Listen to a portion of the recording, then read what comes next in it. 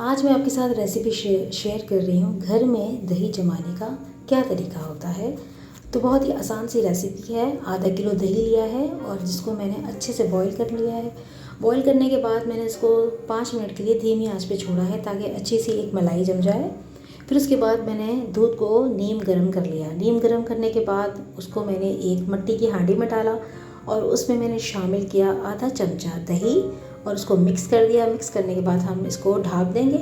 ढाँपने के बाद हम इसको किसी ओवन में या किसी कैबिनेट में रख देंगे रात भर। जब सुबह आप इसका कवर हटाएंगे तो आपको बहुत ही अच्छा मज़ेदार सा घर का जमा हुआ दही मिलेगा। इसको आप इंजॉय कीजिएगा और रेसिपी कैसे लगी ज़रूर बताइएगा। अपना बहुत सारा ख्याल रखिएगा। Take care. अल्लाह हाफिज़। बाय।